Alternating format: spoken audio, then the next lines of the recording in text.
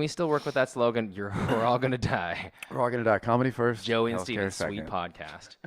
Man, we've got 2 laptops. We're out here in the suburbs of San Diego. What could be better? It's a beautiful home. I've never been here before. No, but no I one walked has. in and I'm just like, Jesus Christ, is this like the Playboy Mansion? No. I You call got it the pool crypt. floaties, dude. Like, It's the opium den. That's what I call it. That's its street trade name. we should do some ayahuasca and then film just a podcast episode. Don't worry, it'll get hot enough. If you ever in the suburbs of San Diego and you're not on the coast, and during the summer, if you're like maybe 8 miles out from the beach, you might as well be in the middle of the desert just sweating it out. So don't worry. This place will get hot by 2 o'clock this afternoon. It'll be 90 degrees inside this place. Just do some ayahuasca. Boom, you're going to find yourself. And also, it's a bachelor pad. We're both very single right now. Yeah. Very available. Very straight. Just want to Yeah. get that out there. I know you probably, just from looking at us, were like, oh, man, these Damn, guys, who are these two? who are these buttes? 2 stud muffins? And yeah, it's Steven and Joey. Yeah, obviously. Back at it again. Yeah, so this is our first recording. Yep. We haven't come up with a name yet. No, we don't need a name. To We don't be need a name. determined. Just yet. To be TBD. determined. That is not the name. That is not a working title. That is not a working title. That is just when you come up with a name, you're going to be like, oh, should have actually probably stuck with TBD. Should have probably stuck with TBD.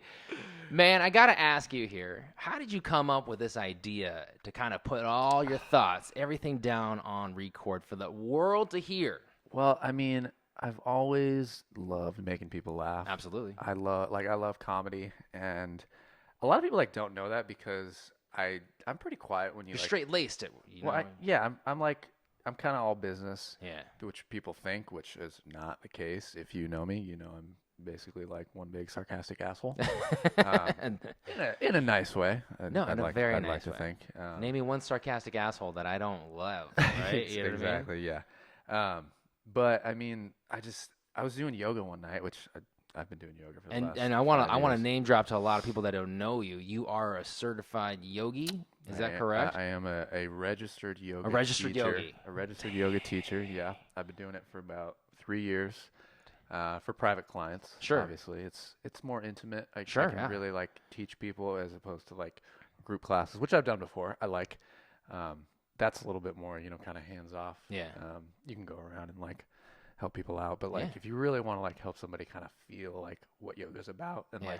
how it can really help them, the one-on-one is much more kind of focus based, and people can really get to know how their body's supposed to feel, what they're supposed to take from it Yeah. and learn from.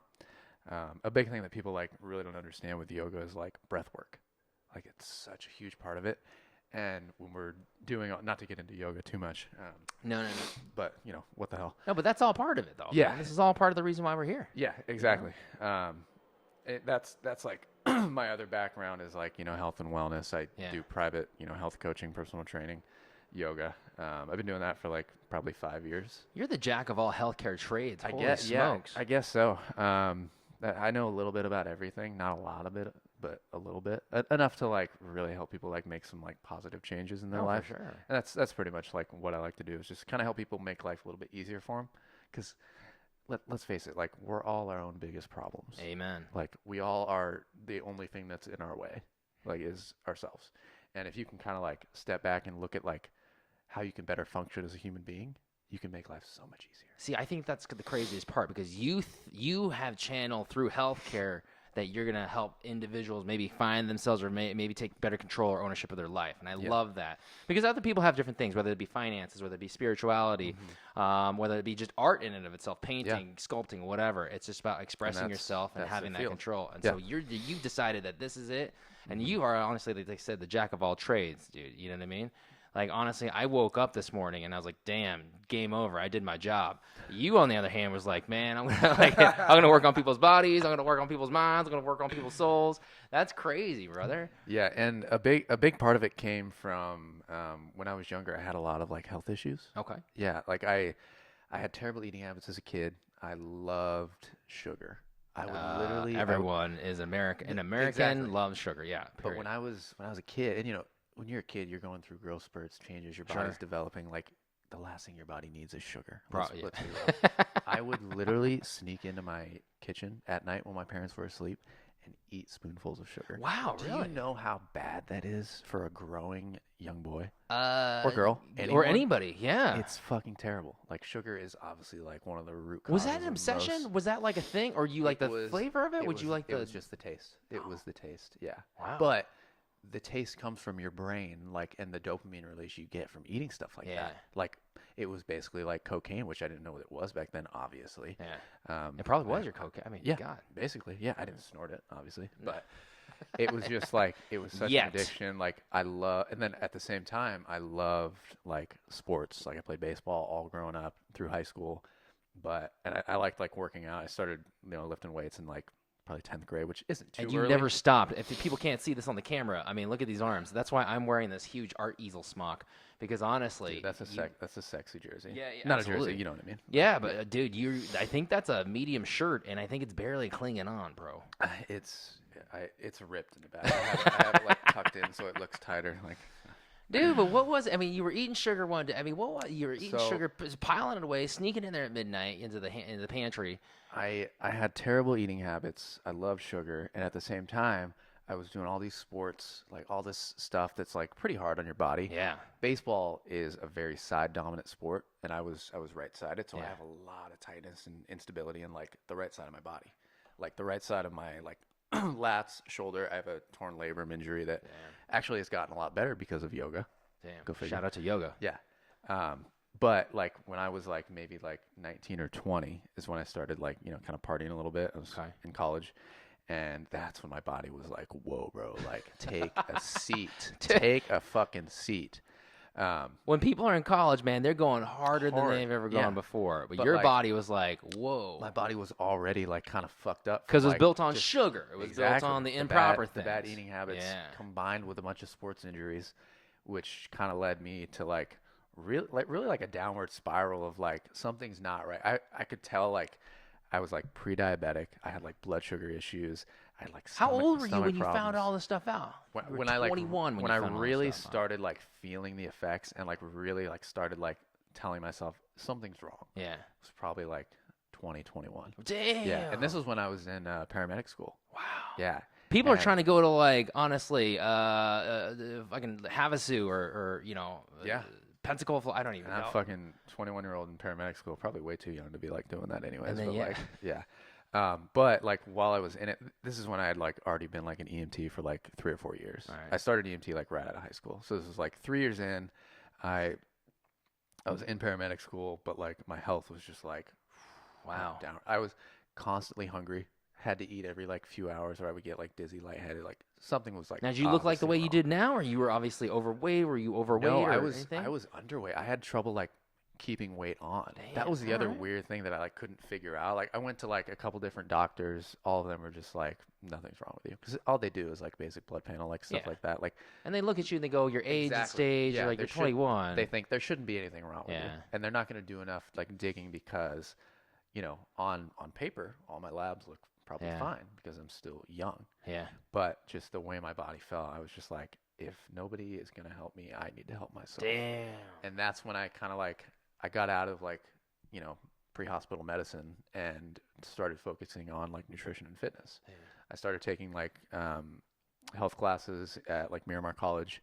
I got my fitness specialist certificate is what it's called. It's basically a personal trainer, except it's like a degree, so it never expires. Oh. And I never have to do like research. How cool Obviously, is that? I do like my own like. You got to stay on top of everything. Exactly. Yeah. Which that's part of my healthcare world's passion, changing obviously. every day. Hello. Yeah. You know what I mean? Exactly. And that's when I kind of like realized like, okay, obviously what I'm eating is the problem. Yeah. And that's when I realized like I need to make drastic changes to not just like what I eat, but like how I eat. Yeah. I started getting into like intermittent fasting. Like that was like that's like a big thing. New. I want to be honest with you. That's such a big thing right now, man. Dude, so many people at work like ask me about it now because they know I do it, and I've done it for probably the past like 6-7 years. Yeah. I really started doing it hard probably like 23, 24.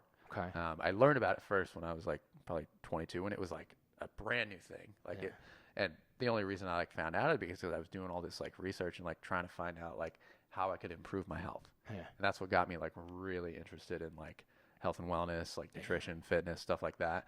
Because like your body is so able to like heal itself. It's designed to heal itself. It turns over like cells, tissue. It all like recycles and regenerates. Like I think your cells turn over every like 2 years, is what they say, like completely. It depends what cells. It depends what cells. Yeah. But I knew that like if I could get my body like feeling like this, I could turn it around and make it feel like good.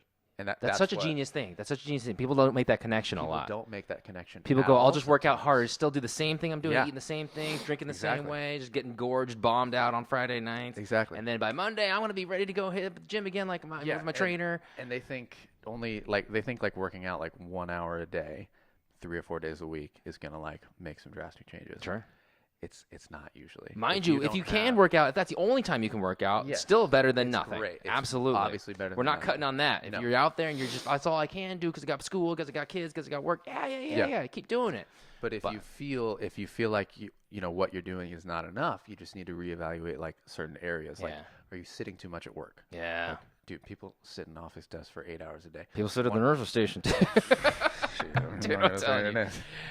So yeah, that's kind of like what really got me into like health and wellness was the fact that like my body was like, fuck you, make a change. Damn. Yeah.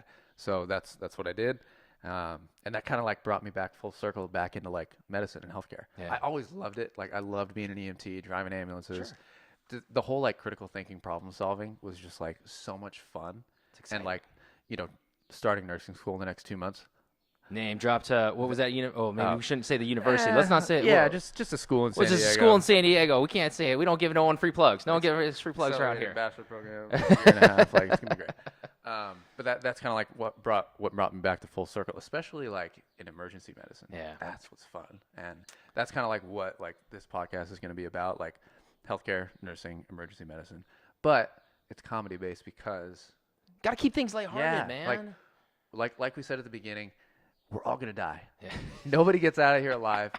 Don't take life too seriously because you're only going to be like just wound up like super tight. Like, dude, you got to just let loose once in a while. I'm telling you. Go ahead. I'm telling you this. We are recording this podcast, our first episode right now. We are doing this in times of COVID, and ideally, we're just coming off the outskirts. That's why Joey and I are so close, without any masks, etc. If you're watching this, ideally the bans have been lifted. You know, we're in phase 2, etc. Blah blah blah blah blah. So whenever you're watching this, 20 years from now, you're like, why aren't those boys wearing any masks? My gosh. But our biggest thing in the world is that has this time not taught me as an individual anything? Is that, hey, you know, we all might be, our time might come a little, you know, the good Lord might call us back a little sooner than we had thought, you know what I mean? I had thought. So one of the biggest things is that, hey, man, like do the things that you want to do, all right? Don't wait on things. And if you want to record a podcast, you want to create a podcast, or you want to preach about going out and seeking that excitement, don't sit on things anymore. Yeah. Go and seek it. Go and find it. If it's there, it's there. If it's not, hey, at least you tried, right? Yeah. But if at the end of the week, you know, should you have a few wins, have a few failures on or have a few losses on your belt, that's fine. But at least you're doing something. At least you're doing something. And when the good Lord, if he should call you or she should call you a little bit earlier than you expected, boy, at least you said you did something. You know what I mean? Yeah. And so that's a huge kind of takeaway for me during these times is that, boy, I'm telling you, like, just life is short. Life is short. Do something. We're all gonna be dead someday. Yeah, exactly. It may be sooner than you expect or sooner than you think. Sooner. So just go. If you have that trip to Europe that you've been waiting for and it's been 16 years, 10 years, 16 days, 16 months since you've been back, go. Yeah, rack up that credit card debt. Rack up that credit card debt, dude. Go ahead, Visa. Go ahead and try and find me. Yeah. I'll tell you where my plot is. Amex Black. I know. Well, I don't even know if we're going to get it there. I don't even know. I can't afford that. Good Lord. Joe, I can't even tell you because I will tell you this much, man. What's the most impressive thing is even at a young 20-year-old you, okay, and I know you're only in your young 20s still, okay, 30. But just turned 22 is what you said? Oh my gosh. No, but I'm telling you, dude, like for you to have made that connection, that's crazy to me. Yeah. You know what I mean? Well, that's kind of what I like, how I kind of approach like my clients is people don't really make a change until they're ready. Yeah. And ready is a different thing for a lot of people, but for most it's the fact that they are in pain. They can't do the things that they want to do because their body just like won't let them. Yeah. And sometimes that's obviously like pre-existing health condition, something congenital that you're born with. Yeah. But a lot of times it's just your lifestyle. Yeah. Like diet and exercise. people say like, oh, it's my genetics. I'm predisposed to this. I'm like, I'm sorry, but like genetics, unless you're born with like a birth defect that's genetic, or like some disease that's genetic, it's a very small part of like who you are. Like your lifestyle habits, what you do on a daily basis, 100% agree, is probably 80% of it, and genetics are maybe 20%. Yeah. So when somebody tells me like, oh, I'm genetically predisposed to being like overweight, I totally get that. But there is nothing that says you cannot make a positive change and maybe lose 20 pounds and feel better. Dude. And it doesn't take that long. You just need to know the steps. And that's what I teach people with like intermittent fasting, fasted workouts, yoga, just moving more. Like movement is life. Like that's what I tell people. Like if you're sitting, you're dying, or if you're not moving, you're not living. Yeah. And a good analogy for like that is like, look at like a pool, like your pool outside. If it didn't have a filtration system, the water was actively moving, guess what would grow? It would be green and filled with algae. Trust me, it's been like that way before. It's been like that way before. What is algae in your body? Inflammation. Yeah. Think of it like that. So if you're not moving, you're not circulating blood and like letting like your lymphatic system like do its job and like flushing out like, toxins and getting good like water and nutrients to all the cells, your body's just gonna get stiff and weak and feel like slow and sluggish all the time. It's as simple as I can put it. Like, you said it best, honestly. And I mean, obviously, I know you have the physical clientele that you worked with, and that you've seen some really, really positive stories about too that have made those differences. So obviously, you have that firsthand experience with that. We're not saying, and I'm also going to make this correction because I know a lot of people are listening to us and they go, "Oh man, obviously, I want to look dieseled like both of you guys, just two stones, just like the two extra heads on Mount Rushmore." That is incorrect. Okay, one of the biggest things is you don't need to have a 6-pack to be in super, super good shape, right? Or an 8-pack. Or an 8-pack. Because I can guarantee you some of those Hollywood stars that you see, 6-pack, 8-pack, really, really ripped, I don't necessarily know if they're healthier than they're paying celebrity trainers at fucking $1,000 an hour. Dude, and trust me, they still get bombed out of their gourd. They probably still do much blow. You know what I mean? Absolutely. That doesn't mean that they're living the best life that they can, dude. And so I don't want you to ever think that like because you see some hot model on the magazine in which you just opened up or on TMZ that boy, oh boy, man, they're doing it right. I'm doing it wrong. Yeah. I can guarantee you maybe their whole diet is booze and cigarettes. I don't know. You know what I mean? Cocaine, obviously. And cocaine. Yeah. Who knows? Or maybe they're just not eating, right? You're not even putting fuel in the thing, which is even worse, right? Because the body's just eating itself. Yeah. So I want to let people know that it has nothing to do with, you might be genetically predisposed. Yes. I get so worked up. Man, just talking about predispositions. But you might be genetically predisposed to having a little bit of a larger body set. Obviously, I'm not as tall as Shaquille O'Neal. You know what I mean? I don't think any amount of gym time is going to get me that height. Okay. No, not even yoga. Not even yoga. You might get like an inch or two. Well, maybe. I saw Bobby Brady just hang himself from like the swing case, so I know I can get at least an inch. Gravity's gonna pull on me. But either which way, though, it doesn't mean that just because you see something like that, doesn't mean that that's the truth. That's the healthiest way. Yeah. You gotta focus on you. It's what's for you. It's what's for you, and what's for you in your body type, and what it is for you and you want to do. Yeah. Yeah, exactly. Like passion is a big thing that I like talk about with a lot of my clients. Boom. Like it's not just health coaching. It's in a sense sometimes life coaching because I obviously needed to make major lifestyle changes when I was young, and I did. Yeah. And it worked, and I feel so much better than I did in my 20s now in my 30s. Dude. Most people can't say that, but it is. Most people say, in fact, the opposite, right? Exactly. Yeah. I'm 30, my shoulders falling apart. Like my labrum injury when I was in my 20s, or actually it happened my senior year playing baseball. I tore my labrum playing football with the baseball team. My coach was pissed. He knew we were playing. So I'm like, what do you want me to do? Like, you told us to go play football together, just to like fuck around. Sure enough, and I couldn't play my senior year. Damn. So that's what got me into EMT. Dude, it's so funny how like life kind of has these directions, right? You think you have a plan, right? Exactly. And then some divine intervention kind of steers into the plan in which you eventually end up. And then soon enough, like I said, you're going to be going to that nursing program and maybe even helping out more client, more people, not clients, more people in general. So that's huge. Yeah. Golly, I can't even tell you this because I know a lot of people say, "Oh, I want certain types of." I think one of the biggest things that I hear a lot, and I see a lot, because I think one of the things is, and we're going to be very, very truthful about this, is that you and I both work in the healthcare industry right now, different roles, yes, and we certainly work with a lot of This is the most truest statement in the world. The people that we work with are varied. Different personalities. Lots of personalities. Different characteristics. Let me say, before we continue, I love each and every one of the people that we work Absolutely. with. The team environment at our hospital, which will remain nameless, is probably one of the best I've ever experienced. Second to none. And I've worked on different floors in the hospital. Sure. The emergency department is like a cut above the rest. Everybody there is there to help everybody else. Why are you saying that with your fingers crossed? No, I'm just kidding. I'm kidding you, Joe. That's what I love. No, dude, it's amazing. It's amazing, right? It's a lot of clashing personalities, like a lot of hard heads, just like they hit sometimes. We're not even talking about Democrats, Republicans. We're not even talking about black versus white. We're not even talking about these kind of polar opposites. No, we're talking about like literally people want the same thing. Yes. Yet they have just such different ways about going about it. Exactly. And that in and of itself is World War III. My gosh. Yeah, sometimes. Some days you walk in there, you're like, man, it feels hot in here. Whoa. Yeah. Like, what's going down in APOD? Yeah. I know. It's just like, holy smokes. But like I said, dude, you and I both work in the healthcare industry. One of the things that I see most often with most people, in fact, right, is that healthcare workers, as you know, especially with this most recent pandemic, right, working hard, working every single hour, working 25 hours a day, 8 days a week, just powering away, right? Yeah. What's the last thing that they always take care of, right? Themselves. Yeah. Boom. So you see a lot of people just gorging out on pizza. Nothing wrong with that. Okay. Thank you very much to the community who provided us pizza and all sorts of food, delicious goods. Okay. We appreciate that so much. To the hilt. Yeah. To the hilt. We can't even thank you enough. Yeah. Okay. A lot of people also go do what, right? As soon as they come back home, oh, I need a bottle of that wine. Exactly. I needed the whole bottle this time. It was a bad day. Nothing wrong with that. Only except use with discretion, right? Yeah.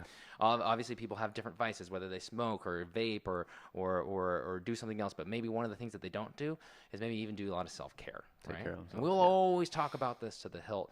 But one of the biggest things is that sometimes they look at somebody else after obviously taking care of their community, taking care of the world, so to say, posting on things about updating society, in fact, saying, hey, look out for these things. Doing what human beings should do for each other by looking out, being their brother's keeper, being their sister's keeper, right? But one thing that they don't do is obviously keep tabs on themselves, right? Yeah. And so the biggest thing is like I said, they'll take a look at the internet. And they'll see whatever Hollywood celebrity or whatever girl in a dress that they really want to buy, or whatever guy in some very, very fitting suit, Jason Statham. Jason Statham. Oh, my gosh. My doppelganger. How many times have I looked at Jason Statham and been like, dude, I wish I could have, some of the, some of my abs, some of my stomachs, you know what I mean? Yeah. But like that's the problem though, is that don't compare yourself to outside things. No. So it's whatever works for you. He was on like the Navy dive team or something like. He was an Olympian. He was an Olympian from the Olympic dive United team. Kingdom. Yeah. He's a specimen. Yeah. And so the fact that he can act just like Dwayne "The Rock" Johnson is a huge one. People will always. I mean, I don't know if you're ever going to get that. Lots of steroids. Okay. Lots of steroids. Well, either which way, it's just like. But it's also hard work. He's been lifting like. He lifts every day. Doesn't matter what time. Do you know his routine that he does in the morning? I've seen it a little bit. He wakes up at 4:30 in the morning. Yeah, like Jocko Willink and all these crazy David Goggins type people. Love Jocko Willink's podcast. He's incredible. Wakes up at 4 a.m. Does fasted cardio, eats, goes back to the gym, lifts weights, eats again, and then he gets his day started. All before like 8 a.m. All before 8 a.m. Dude, like obviously you need to be a freak to have that kind of dedication. But I mean, for some people, like that's what they need. They need that structure. They need that like discipline. And sure enough, he's like one of the most successful people in the world from it. Yeah, discipline equals freedom, and that's one of Jocko Willink's like biggest thing. It's really true. Like when I was eating like shit, partying all the time, not taking care of my body, I didn't have any freedom because I felt like shit all the time. I didn't have any discipline, and it's very like apparent like how important that is now, and self-care is part of that. Like especially if you're working in the healthcare industry, like if you're not taking care of yourself, it makes it so much harder to take care of other people. Yeah. That's the big thing. That's the biggest thing. Can I just say this? This is my biggest analogy that I always say to people because I want to hit on something for anyone that's listening right now that's being like, oh, cool, I can hear them preach. But how does this affect me? I want to learn how this kind of does it for me. I want to start. Is it the first day of one, or is it day one right now? Yeah. You know what I mean? Like, oh, it's the first, okay. Or is it, no, this is it. This is my start. You got to think of yourself as a beautiful Ferrari, a beautiful sports car, whatever you want to think of yourself as. You got to fix it up. Are you a Lambo? Are you a Ferrari? Are you a Porsche guy? Are you a classic guy? Are you whatever? Are you a classic girl? Are you a 67 Mustang, cherry red, all that stuff? Whatever it is, right? What you put into the tank. When you put into the tank, really, really kind of prove it. Maybe on a brand new Ferrari, maybe on a brand new Lambo, maybe on a brand new car, right? It doesn't ping up the engine. Now it's recording. We're good. All right. And we're back. Hey, guys. You're riding live at 5 with JNSC. No, man, we had some technical difficulty.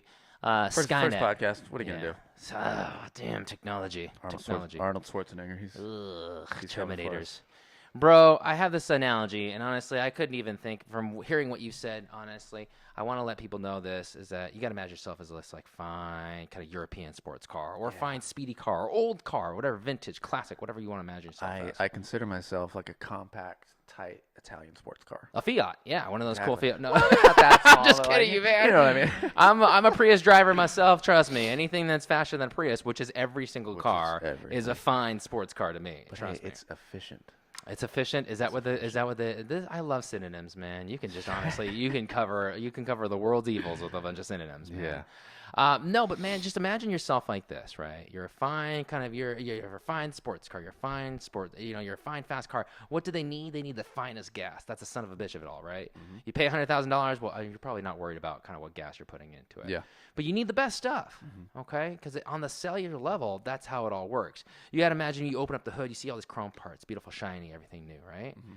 You don't put any gas in it. You don't put the right gas in it, right? The right gas. Yeah, you don't put the right gas in it, or you go all the way to E, right? Just chug it, and then it's all puttering about because you just literally it's on its last drop. Yeah. Bad for the engine, bad for the beautiful kind of chrome on the inside, bad for the look of the whole car, right? You got to take care of it. And the feel. And the feel. The feel of it. Right? That's the biggest thing. Now, I don't know. A Prius feels great every single time you put the car keys in, right? But I don't know how it is to drive a Lamborghini. I don't know how it is to drive a Ferrari. But the biggest thing is that you do have to kind of fuel it with the right stuff. Same with your body. On a cellular level, when you're just packing in all that sugar, right? One of the biggest things is that's what your body's growing off of. That's what your organs were developing off of. Yep. Was just sucrose. Yeah. You know? So on some level, what are you doing, right? You know, you're putting in the shitty stuff. Yeah, you're not doing anything good.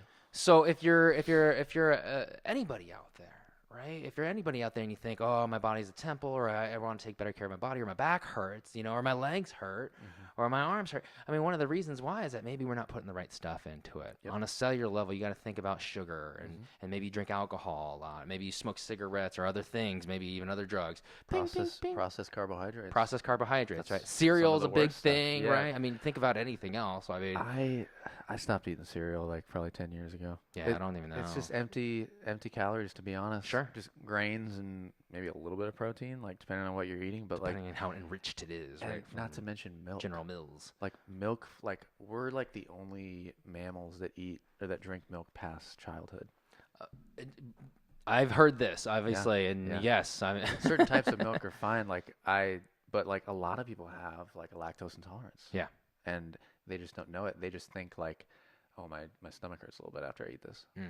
It's probably you probably just don't need it. Like your body probably just doesn't like it. And like people drink like whey protein. Like that's milk basically. Yeah. And they have the same kind of thing. Like, I get a little bloated, like a little sluggish after I drink it or eat it. Something happens down below my belt line. Yeah. Do like hemp protein, pea protein. Like there's a ton of different types of protein that are much better than whey. Yeah. That was a big thing that I had to stop. Like when I was a lot younger, it was whey protein. Dude, I can't wait till you can get into that stuff with you because I know you know your stuff about that. I have some experience. Damn. But the craziest part is you got to feel it right. You know what I mean? Yeah, and that's the big thing. Take like, care of it. Listen to what your body's telling you when you eat all this stuff. Like if you eat something and then like you need to take a nap right afterwards. Like food comes like it's normal. Like if you have like a big meal, but if it's a healthy meal, like you shouldn't necessarily like have to like sleep or like it shouldn't weigh you down, right? Yeah, it shouldn't take away from you. It should actually like add more energy or more balance to your stuff. Eating to live, not living to eat. That's the big thing. Like, are you fueling your body with what it needs to do its job? No, for sure. Whether that's studying, work, exercise, like you shouldn't be just focusing on your next meal. You should be focusing on how what you're eating is going to help you do what you need to do better. That's true. Yeah. I will tell you, when you put a full 12 bones rack of St. Louis style ribs right in front of me, man, I can do anything. Oh, yeah. I really, really can do anything. I can lift up a car. You slather all that kind of hickory barbecue sauce. Yeah. There used to be a place in L.A. called Mr. Cecil's Barbecue. Mr. Cecil's, rest in peace. Went probably definitely belly up in probably 2008, but definitely it would have been belly up now. But man, oh man, you used to go into this little place. There was probably like 16 people that could fit in this little tiny restaurant. And then me and my buddy Chris used to just get this big old rack of ribs. Oh man, each, like for Christmas, we wouldn't get each other no gifts. It'd be no gifts. It would just be like, I'm gonna pick up your ribs. You're gonna pick up mine. You're gonna pick up my beers. I'm gonna pick up yours. And that was it, man. Afterwards, boy, oh boy, we felt like we could do anything. I remember even the smell. They didn't even put no sauce on it. It was just you could either put honey. They had a dry rub on it. Ooh, man. Yeah. I'm gonna bring it back because I swear to gosh, after you eat this whole rack of ribs, you can do anything in the world. You can fly. Speaking of LA and you. I mean, we don't know each other that well. No. Like, we've worked together for a while. Like we've worked together for 2 years, I think. I mean, we've worked together 1 year solidly. I've been in the ED. So when people ask me what I do, obviously besides health coaching, I say, oh, I'm an ER tech. That's like an old saying, ER. It's now ED. Yeah. But anybody that's not in healthcare is like, what do you work with people that can't get boners all day? Like ED tech? Are you an ED tech? I'm an erectile dysfunction technologist. Yeah, like, I help guys get boners. Like, I like a cobra that's getting out of that little thing. I just play this little fife and it makes it stand up. The snake oil juice. Yeah. Is like, I help people with that too. If people like it that don't work in healthcare, I'm like, oh, I'm an ER tech. They know what that is. Yeah. If I say ED tech, they're like, what is that? Dude, it's just layman's terms, Emergency department. Trust I me, have to like say. You and I would say emergency department. You know, if you're talking to Joe Blow on the street, ER. ER tech. Yeah, people get it. Exactly. George Clooney worked there? Yeah, that's right, ma'am. That's right, Grandma. So LA. Did you ever live in LA? Did I ever? Holy smokes. Okay. I want to hear like your background because I know we talked recently. You said you wanted to do like TV, film, actor, stuff like that. Was that? No, what I wanted to do was for the rest of my entire life I've been obsessed with sports, man. Okay. So I've been obsessed with sports. I don't know what it is. I think it was a competition thing. You know what I mean? I don't know. Getting picked last in dodgeball. No, I just, you know what? My parents are immigrants, right? So my mom and pops both came from Hong Kong. Okay. And so when they came to America, right, one of their biggest things is they had two beautiful kids, myself and my sister. And one of the things that beautiful kids. I mean, beautiful kids, obviously. Your skin is that's gorgeous. Like, it's not even mine. If it's not that I hear about you, it's your fucking flowing hair. My locks. Oh God. It's got to be my Samsonitic locks. All my strength is in my hair. It's got to be the hair, Cotton. It's beautiful. It's beautiful. No, but feathered and lethal. I do a blowout every now and then, and it makes it so effervescent. It's just ethereal. But no, my biggest thing is my parents had my sister and I, and then we grew up in a pretty much all white town. You know, very very small town in Santa Barbara. And one of the biggest things is that I had always seen some of the other kids do t-ball and all that stuff, and I always wanted to do it. But having my parents never had any exposure to baseball, basketball, football, anything else that you can think of, any American sports. They just didn't. We just never enrolled myself in Little League, and we did boys club basketball one year, and I was just terrible. I think I was just because I'd never had any. I sucked at basketball too. I played every sport too. When you're 6, 8, I don't even know how old I was. There's little pictures of me with the short shorts and stuff like that. You don't know how to fucking dribble. You don't know how to dribble. You're just freak running. athletes, but like. Yeah. I remembered I was so obsessed with basketball because I'd watch it on TV, but you don't know the rules, and that's where you learn in like those little leagues and developmental kind of boys club leagues and stuff like that, girls club leagues.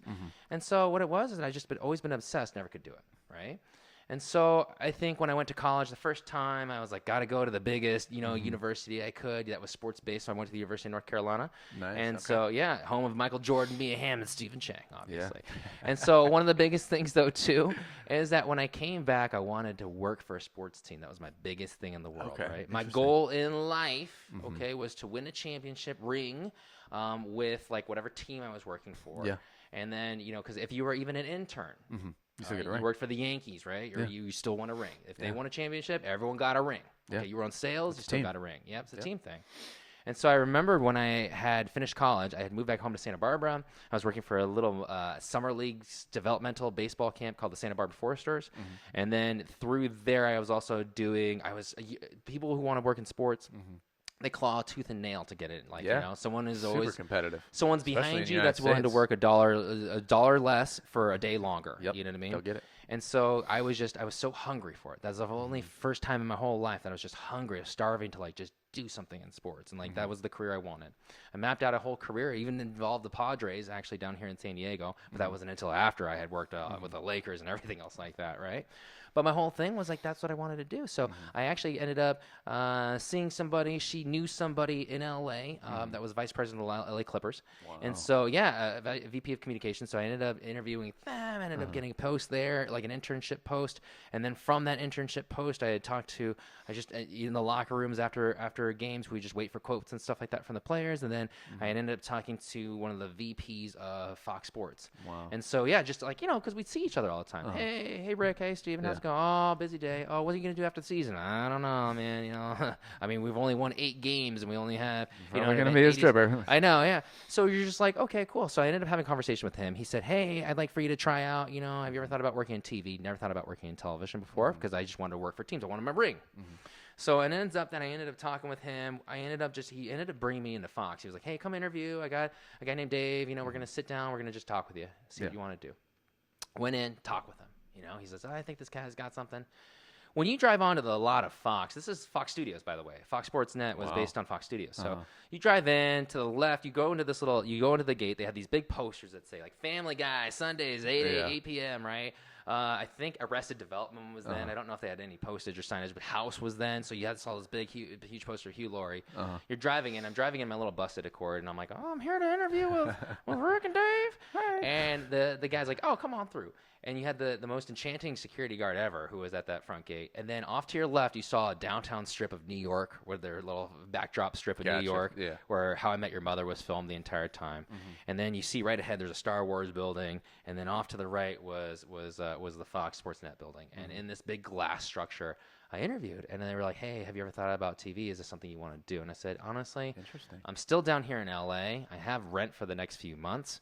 You can't say no to any opportunities, right? Especially when you're broke. Yeah. But I was like, how is this going to affect me getting in with the Clippers full time, the Lakers, the Dodgers, the Angels? I mean, I was willing to go anywhere, right? Because you have to. Yeah.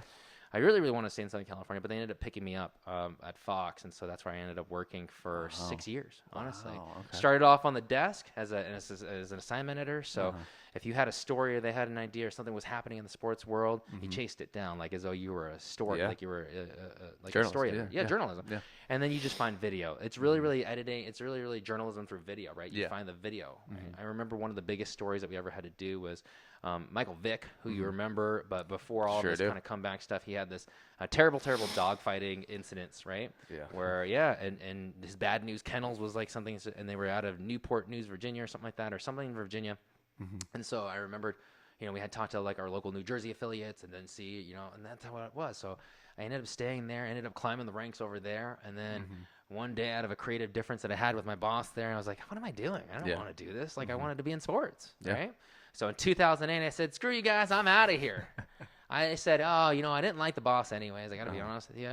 I respected her as an individual, but like her direction, her creativity, I just was like, what are we doing here? So I left. And boy, oh boy, what did they say comes before the fall? Pride comes before the fall. Because in 2008, maybe about like 6 weeks later, the whole economy, the whole country collapsed. Yeah, shit. So you got to imagine me. I was so chock full. I was like, well, don't worry, Ma. Don't worry, Pa. I'm going to get a job. Yeah. Don't worry. I'm so creative. I'm so genius. You are people are going to snipe me up. I just want to go on a road trip. Discover myself. I was 26.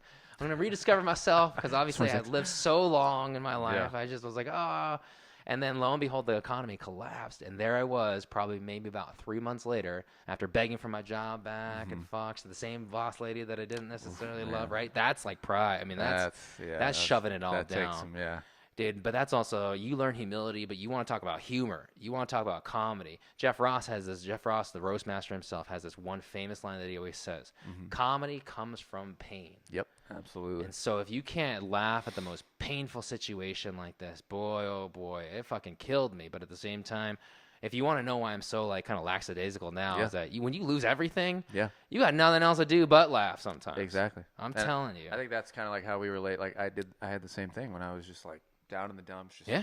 I didn't even know that I was like depressed for a little while. You don't know. Yeah. You don't know because when it's falling gradually like this, you can't measure it. If it drops, like you feel that free fall. Exactly. But if it's dropping a little bit every day, you can't figure it out. You can't figure it out. And I think that like that's what a lot of people don't understand about like depression. Obviously, I'm not like a psychiatrist or none of us are mental health experts. No. Okay. And mental health is a very serious issue. We know a little bit about everything. Like we said, this is obviously comedy based first. But speaking from experience, like I feel like depression, along with like a lot of other mental illnesses, is a spectrum.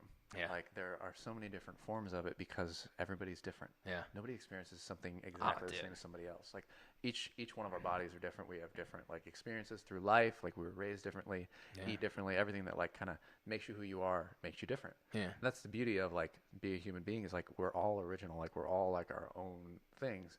And I just didn't even know that I was depressed. But part of that came from like just not taking care of myself. Is that how it manifested itself? Were you just like eating poorly? Is that what it was? Or were you just drinking hard? Or were you just always starving yourself? Were you just kind of hitting baseballs all day long and not even caring about other things in your life? I mean, because I will tell you, like you just said it best. People kind of manifest itself in so many different ways. Depression hits you differently than it hit me, than it would hit Joe Schmo down the street or Jane Doe up the street. You know what I mean? Yeah. And so other people have different vices, right? Maybe they go hard, right? They drink all day, drink all night. Maybe sometimes people work out like crazy. Maybe sometimes people just get lost mentally. I'm trying to call him. I can't call him. You know what I mean? I'm trying to reach out to him. He won't. He's blocked himself off like a wall. You know what I mean? It's a defense mechanism, I think, for a lot of people. Is just kind of like shutting themselves off. Which, you can't like fault anybody for that. Everyone's got their different ways of handling themselves, right? They don't know how to feel sometimes, and they don't know how to express it to anybody else, and that, makes them kind of like hermit a little bit. Yeah. Just kind of like shut themselves off. For me, it was just, it was definitely like how I treated my body when I was a kid that led to that, like later in life. And that's what kind of like made me like realize I did a lot of like soul searching as to why I felt like this, not just like physically, but like emotionally and like mentally. Like, why do I feel like nothing's going right and I feel tired all the time and sick and everything? Obviously, nutrition was like a big part of it, but it was also like being passionate. Yeah, that kind of comes back to like the health coaching and life coaching is like finding your passion in something and like what you really enjoy, like either doing or talking about or like emulating, like being like what you want to be. Like that is such an important part of like finding like health and happiness, and because you can't really find happiness without like being healthy and like enjoying who you are, and, like your body. Like you need to discover like I think both like kind of like complement each other. Yeah, like being healthy and happy are like two very like similar things.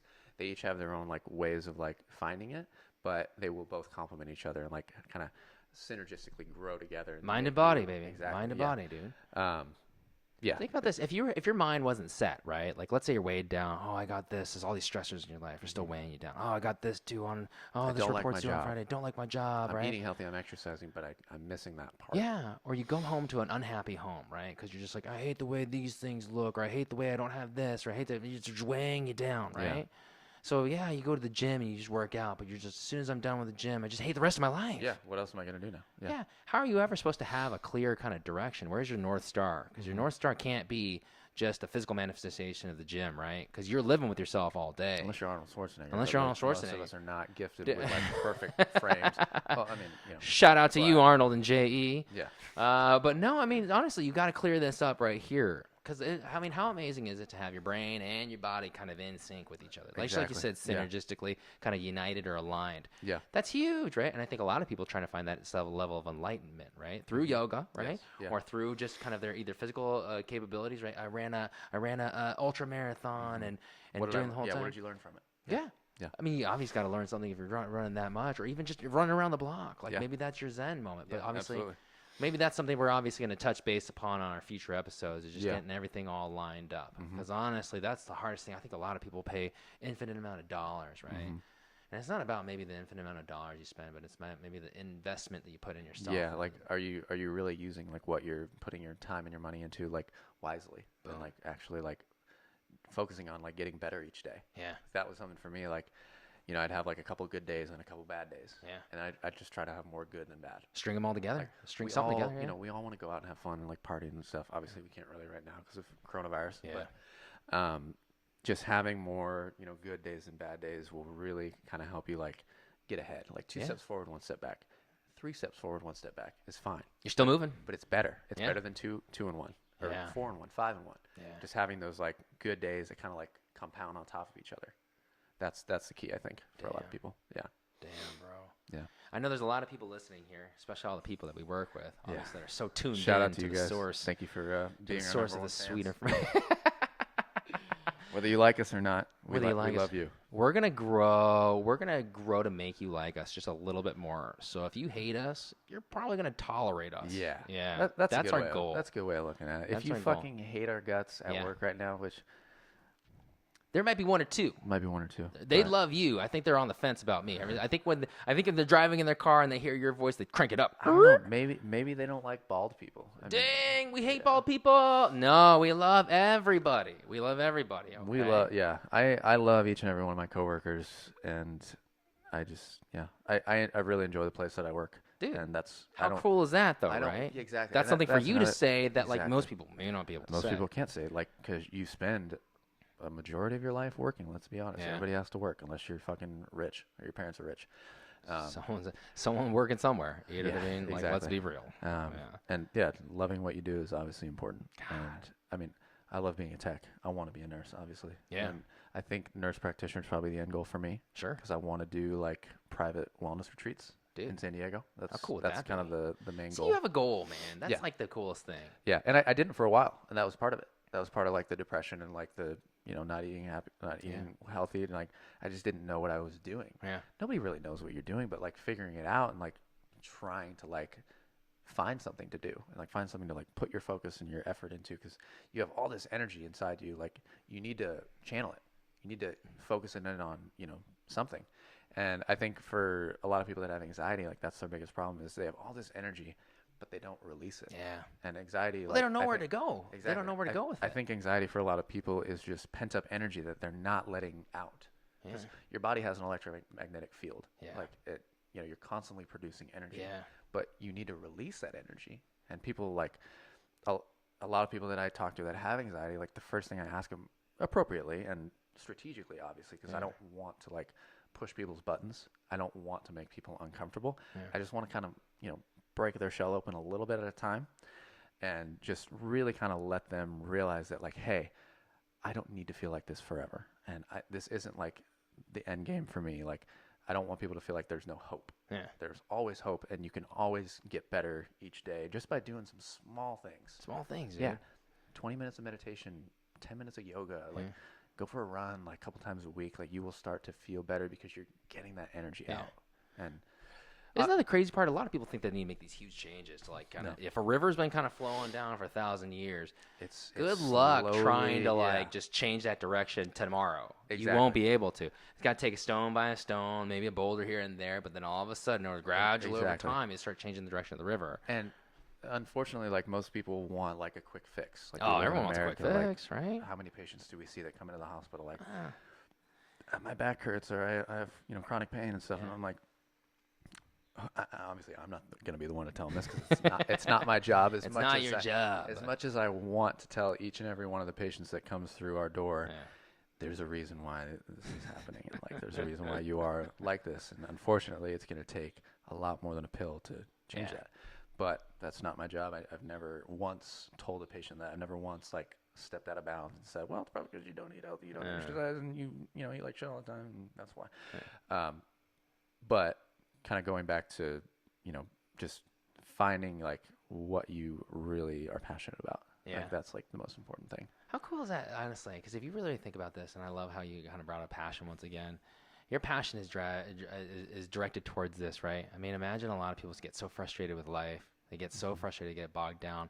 Because imagine this, if you had, everyone always wants to have just infinite amounts of money to spend on all the things that they want, right? Resources, right? Oh, I have infinite resources. I can always do whatever I want to. But imagine if you had all those resources, right? But you had nothing to channel it into. Yeah.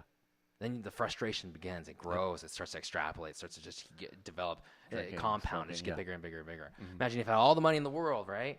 You had nothing to spend it on. Yeah. Well, what's the purpose then, right? And then all of a sudden, that's when you start feeling kind of helpless or hopeless, and you're like, or even hapless, and you're like, what the hell am I doing? Yeah. You know what I mean? I love the fact that you have this energy. I love the fact that you have a vision, a goal, right? And we're trying to get to it by helping people, period. I think that's the largest thing. Because I've learned how to help myself. Yeah. And I want to show people that, hey, you can like make changes. And you're not saying, and I want to let people know this, you're not saying that what your method, your JE way of living is the way. No. Everyone's got a different way of living, right? But I can pick apart, little parts of, what you're doing and help you do them better. You're inviting them to think about, hey, what happens if we tried this? Alternate way of looking at things. Yeah. Because that's the largest thing, right? We're not ever saying that on this podcast, this is the way to do it. This is the way you live your life, obviously. No, I mean. You know what I mean? Because we're still finding it out ourselves, too, right? Exactly. That's why we're doing this, because, like, we just enjoy talking about it and talking about the process.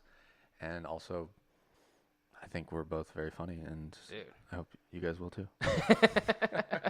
I love it, man. I can't wait for episode number 2. Yeah. Hot take, hot tracks. If you think my voice is too nasally or whiny, don't worry. The doctor says it's gonna bottom out. Don't worry, it's gonna get worse. Yeah, don't worry. The doctor says it's gonna level out. Yeah. When this puberty thing hits, it's gonna be really exciting for me. I heard my voice is gonna drop, and I'm also gonna be able to grow a beard just like you. I can't wait to see it. Yeah. I'm trying. Well, I'm waiting for this day. I've had this since I was a child. You came out the womb with a nothing full up beard. Here. Gorgeous. Bro, how often do you have to? What do you use? Like a 4-blade on this thing? This thing is thick. Well, I use just like a regular razor up top. Okay. Probably. Do you grow any hair on top? Yeah, I can. Like, okay, if you you just look don't at it, like you can the see style. it. You can see it's coming. Well, I don't grow it like up here. Oh. See how it like kind of stops? Oh, okay, cool. Yeah, that's why I started shaving it. No, it's just clean. It would be like thick back here. All right. A little horseshoe, you know what I'm talking about? Oh, gotcha. Super attractive. Love it. But like nothing up top. And eventually, if I did let it grow, it would just be like little fuzzy. How long have you kept it? How long have you had it shaved? I mean, how long have you kept it so low and clean cut like that? I did. So before I got back into, I've done personal training and health coaching for like 5 years, but I also did mortgages for like 2 years. Oh shit! Damn. Fucking hated it. How did you get in that business? Damn, that's a whole bucket of worms right there. My uncle, he's a loan officer. Okay. He little nepotiz. Yeah, biz. Yeah, I did kind of get into it like through him. Right. He's like, dude, you can make a lot of money. Like this is the amount that I make like per loan that I close. Damn. And I'm just like, whoa. Like you're like, I'm into this. Loan officers make on average now like 1% of the actual loan amount. So if you do a $500,000 loan amount, you're making $5,000. That's $5. Oh, sorry. Yeah, that's right. It's $5. Good money. My math ain't so good. And then you close what 5 to 10 a month if you're good. Damn, that's a lot of money. That's a lot of cashola. That's a lot of cash. But the mortgage industry for me was there wasn't enough like standardization. There wasn't enough like good training. Sure. And there just wasn't enough like leadership for me. Okay. And me, I really care about like the behind the scenes, like the operations. All right. And what's happening. The bones of it. And I just felt like when clients would ask me questions and I wouldn't know, I didn't have anywhere to go to get the answers. Interesting. I didn't have anybody like kind of mentoring me. My uncle was doing like managing. He wasn't actually like originating. So did you not loans. have like a boss man that brought you in or boss lady that brought you in? And my was first boss when I was doing mortgages was the biggest piece of shit you could ever imagine. Yeah. Damn. That's actually. He was just like a terrible human being. Write it down on this piece of paper what their name is so I never interact with them again. We'll put it up on the website. I don't even think he does. I'm kidding. I'm kidding. But he I would ask him questions and he'd be like, "Oh, you just gotta get the sale, like get the loan, get the documents, like because it's numbers, just make it happen." Yeah, and I'm just like, numbers. "Yeah, but if they ask me questions that I don't know, yeah. that makes me look disingenuous and like I don't know what I'm doing, and they're not gonna trust me." And that's your name. Yeah, that's your brand. Exactly. That's who you are. It was kind of an empty shell for me. Like I just. Ugh.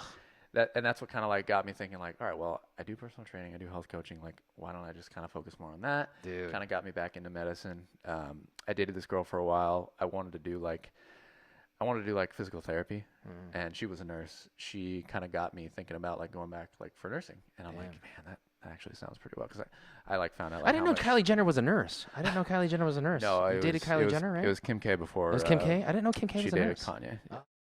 Skynet. And we're back. Hey, Sorry about this. Skynet took over again.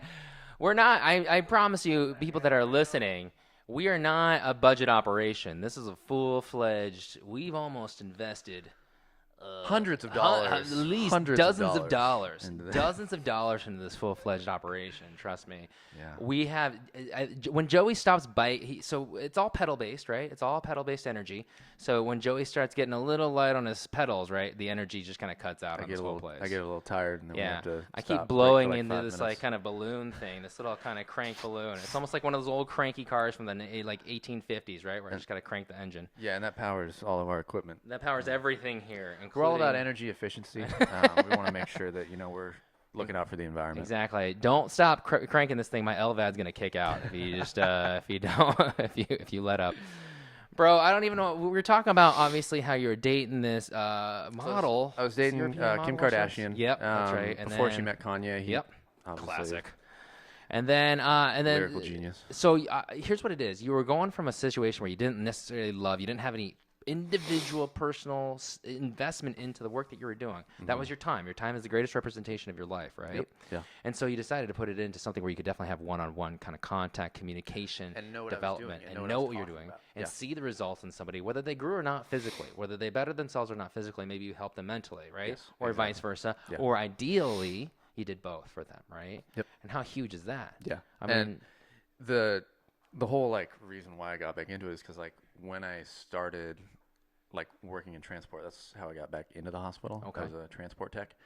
Super fun job. On my transport feet all the tech. I time. want to let people know that don't know anything about this. Is that you literally there'd be a patient ready to be moved to a CAT scan or upstairs to their floor maybe or From their room, yeah. Yeah, from their room or wherever they got to go, Yeah. and then you'd show up, big old smile on your face before we had to wear masks all the time. Stud, like Obviously. muscles glistening. Your scrubs were a little 2 sizes too small, right? And then obviously, yeah. yeah, and then they'd show up and they'd be like, "Oh, hi there." They only have fella? they only have extra small. They don't Yeah. have like extra small. I wish they kind of did. Just, so. Yeah.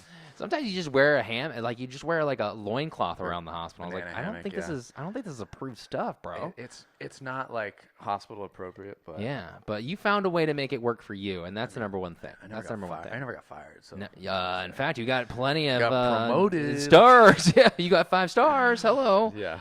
But I mean, honestly, dude, that's how it was. And then we were in Delta 7. I remember this actually. We were in Delta 7. We were having a conversation. It was Delta 8. We were in Delta 7 to Delta 8. We were having a conversation. I'm like, what's up, man? And you know me, I was like, hey, I don't even know what the hell we were talking about. And you're like, how's your day going? And I was like, I don't know. I wasn't necessarily Debbie Downer, but I don't think I was like on my peak. Uh-huh. And then you're like, all right, well, keep your head up. And I knew you were positive from that point. You're like, just keep on trying, man. Don't worry. Yeah. One of these days, they'll recognize your beauty, is what you Yes, said. your Right. beauty. One of these days, you won't be the ugly duckling. And then I said, okay, I'll believe you, sir. That's what All right, if you say so. Keep it going.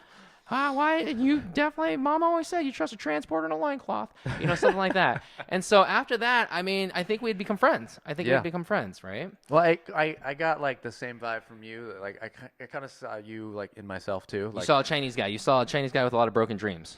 You were like, I'm pretty sure I'm myself part in this. Chinese. My mom is white. My dad's white. But Definitely Chinese. 2 whites make a yellow? Is that how it is? My dad lived in Hong Kong for a year. What? and What was he doing out there? How did he get so lost?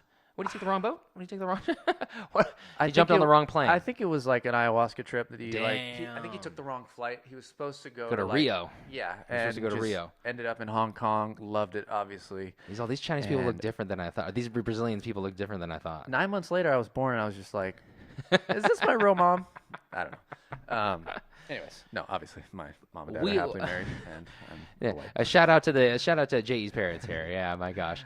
But no, our biggest thing is that I think we both had this positive kind of attitude, right? Yeah, and a lot of like some of the people we work with, like they have everybody has good days and bad days. Everybody's got good days and bad But days, right? how you like approach each day and how you like approach each situation is like amen. huge. Huge, right? Like if you're already going into it with a negative mindset or just like fuck everybody, like Yep. obviously like it's gonna show and people are gonna see that and they're gonna reciprocate. Yeah. Like you like mirror like people that you talk to, whether you know it or not, like negative energy will feed off to Yeah. somebody else. So will positive energy. And I like kind of saw that in you and I'm like, I like this guy. This guy's obviously like gorgeous, fucking samurai, like just Yep. long hair, Yep. like, stud muffin, like beautiful skin. And I'm That's just how I like, introduce obviously, myself. Like, That's what it says on my there's IG handle. Yeah. obviously there's another male model that works at Scripps and I'm just like not the only one. Dude, we're not taking this attitude to be vague. We are we're very joking about our appearances, and trust me, this is just a part of the baseline humor that we bring here. Yeah, it's we all couldn't fine. be more as a down to earth perspective. It is about the attitude that you Yeah. bring to the situation, right? And I how you look at things. I joke about that, like us, like obviously being good looking. Like I joke about that because it's true. Like I feel like I am a good looking person and I enjoy like who I am, but it's mostly because I feel good. Yeah. And when you feel good, you look good, and when you have that like confidence, that's everything. Now and how you approach each situation, like having that confidence to know, like, hey, whatever happens, I'm gonna do my shit. Absolutely. I'm gonna do my job. I'm gonna handle what I need to do, and not let my own emotions or insecurities like get in the way of helping somebody else, doing for my sure. job. Like just focusing on what like needs to get done. It's so funny, blind leading the blind. If you didn't feel that good about yourself or your situation, how are you going to help anybody else? Now, that doesn't mean you need to be a rocket ship. Doesn't mean you need to be in a Hall of Fame to learn to teach people how to do things. No. But do you have a positive attitude? You know what I mean? Do you feel as though you have enough strength on your back or in your arms, you know what I mean, or in your legs to carry somebody else that maybe is not strong in that moment, right? Yeah. And carry them to a higher platform that they may in themselves not even thought they could have achieved. Yeah. And that's the responsibility that you're taking on, and that's the responsibility you decided to take on. I can't even tell you how cool that is, because a lot of people, and I'll be honest with you, and you can see this on Instagrams, you can see this on Facebook, you can see this in any other social media platform, or even on television, right? Where people have 30 minutes, if you have an hour. Okay, they have an interaction with an individual within that time. Okay, whether that be a dinner or even a training session or even any kind of like situation, and they don't build them up. In fact, they tear them down, right? Yeah. Or in fact, fact, you're doing they go, this wrong and this wrong. Like, yeah. Or they go, oh, and then you see this on reality shows, and I know that's all entertainment, right? But I know a lot of people think that is reality, right? Yeah. And so they say, it's all scripted. I'm gonna say hi to you your face, but I'm gonna cut you down behind when the camera's not on you and the camera's just on me, right? I mean, how disastrous is that? Yeah, right? and not just like for that person, but for you too. Just like not being honest and like not being like genuine and not like being yourself. Yeah. And just 24 hours in a day, 7 days a week. What are you gonna do with that time? Exactly. Right? You sleep for 8 of it, ideally. Okay. You got 16 waking of it, right? Yeah. You go to work for maybe 8 of it, ideally. Yeah. Okay. Yeah. How many more hours you got left? 4 hours on either side to like. Yeah. You have 4 hours on either side to like kind of do something with somebody, to build them up, to make them better citizens of the world, right? I don't know, to at least make them friend. Yeah. And that's huge. And one of the better things, and one of the biggest things I'll tell you too, is that just how you approach life, I really, really appreciate and I really, really respect. Because it's just, if you look at an email, and I say this is my email example. And I love your emails, by the way. No, dude, that's the only thing. That's the only thing that she's. Not to mention, like, so not getting too much into what you do, but can I say like your job title? Yeah. All right. Obviously, we're not gonna like say where we work or like. My social security number is as follows. We're in no way affiliated with any hospital, nursing program. Big hospital, USA. This is all comedy based. Like we're just doing this for fun because we like each other and we like just talking about life in general. Amen. Like, having this positive outlook is why we like kind of decided to like start doing this. Absolutely. Like, and also just to be silly goose. Yep. And just it's just an outlet. It's an outlet for you. Steven is the clinical mentor for our. I'm one of two. Yet I'm the third favorite one. I'm the third favorite. Is that what you meant? Okay. When you sent that email, that's hilarious. Your third favorite clinical. Your third favorite clinical mentor. He's one of the clinical mentors, and when I see you teaching somebody how to like either use like a new piece of equipment, or whatnot, it's a fucking show, and I love it. It's hilarious. Make it worth their time. It's so fun, and you can tell the person's like actually engaged and like listening to you and laughing, but also like understanding because you're good at like teaching them, and like that's you have to be that to be the clinical mentor. I guess. I mean, honestly, I was just taught the piece of equipment like the moment before, but I think here's what it is, right? You have so many hours and so many minutes and so many, seconds of your day, right? And if you're going to give something to somebody else, right, it's a show. Make it last. Yeah. Make them remember it. Make them remember it, right? Entertain it. You're going to give me an hour of your time because you want to do something, right? Well, let's make it a production here a little bit. Because I can go back to my office on the time that I have left. And I can just, well, you got to do this and this and this. Like, nobody's going to pick up on that. Nobody's going to pick up on it. But when you're on, you got to be on, though. And that's the deal, though. So don't waste nobody's time. So I think that's the number one thing. Because they could be spending that time. Jerry Jones said this best, right? He's like, I remember he was in Oxnard, California. And that's where the Cowboys had the football camp, whether you're a Cowboys fan or not. But he says, Jerry Jones, millionaire, billionaire, probably, owns the Dallas Cowboys. He said, I could be anywhere in the world right now, but I choose to be here with you guys. And there was, 100 people trying to vie for a spot on the Cowboys in Oxnard, California, of all places, a wonderful farming community that's by the beach in the 805. And I go, okay, how great is that? And for some strange reason, that hit me because he could probably be in Paris eating the best food in the world, having the nicest company in the world, right? But he chose to be there because that's who he said that was the most important thing for him, right? Now, mind you, he could have flown out to Paris after he just made that speech, and that's what he wanted to do with his time. But if you're going to give. Yeah. Okay? Yeah. Don't shorten them out. Don't cheapen them out on that time. Give 100%, especially if they're paying for it.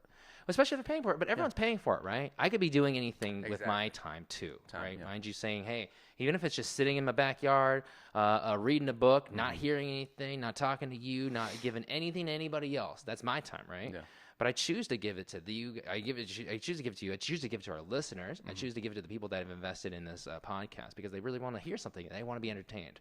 So that's what it's all about, dude. And honestly, I think you're the same way, right? Yeah. If you're like with somebody, giving your clients, right? Like, the only thing I care about is like obviously like keeping clients that like I get is a huge part of my business, and that's what makes me successful.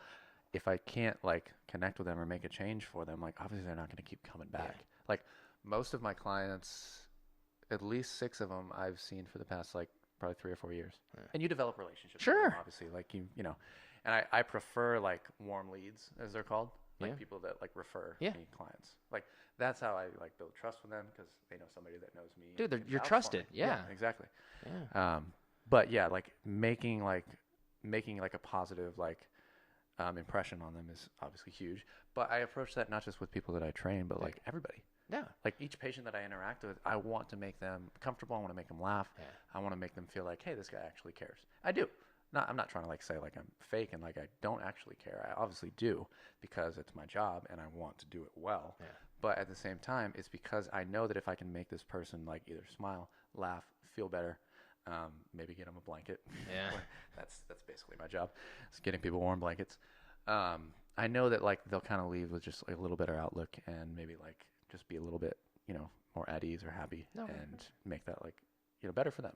Because they're obviously coming into the emergency department. They're obviously not in a great place. Dude, I think the funniest part is, or sorry, not even the funniest part is, the most truthful part in the world is that people come to you in the ED, right, or in the ER, whatever you want to call it, or they come to you, right, and they go, hey, I think this is the worst day of my life. I don't know. For a lot of people it is, for a lot of people it isn't. Yeah. Like physically it may not be, right? They're still breathing, they're still like ticking around, they're still kicking and everything like that, but they come to you because they think you have more answers than I do, right? Like if your car breaks down, I don't know very much about cars. If my car breaks down, I don't know a single thing about cars. I know it's got 4 wheels, I know it's made of metal, and I know it turns on when I put the key in, right? You need to know more about batteries than cars for your Prius. Once again, we're using this hand crank to power this whole operation, so I definitely don't know that much about my cars. legs are tired. I know. My arm's getting real tired. But my whole thing is this, right, is that if that car breaks down, boy, oh boy, is that the worst day of my life, because I don't know how much this is going to cost me, right? You is don't this know going what to to set do me about back? it. Yeah. I don't know what to do about it. Do I have to buy a whole new car? I don't know, right? I know nothing. But same thing, right? When people's bodies, what they trusted forever and ever since the day they were born, when their knee gives out, back gives out, maybe their brain gives out, right? What the fuck do I do? You know, their heart gives out, right? What do they do? This is the worst day of my life. Their stomach gives out. This is the worst day of my life, because honestly, I was gonna have this great weekend. I have all these plans, right? I want to continue my day on as such, but all of a sudden that's disrupted. Yeah. Right. That disruption is where we come into play. So honestly, by having a positive attitude, we're not telling you we're gonna fix your disruption like that. No, we can't. Yeah. No. I don't think it took you 60 years to kind of get this way. I don't think 6 minutes. That's the other thing. Like, it's nothing's gonna happen overnight. No magic bullets. And you need to put in the work. You spent however many years, 10 or 20 years, getting your body to this point. Yeah. It's not gonna change in a year. Yeah. It's not gonna change in 2 years.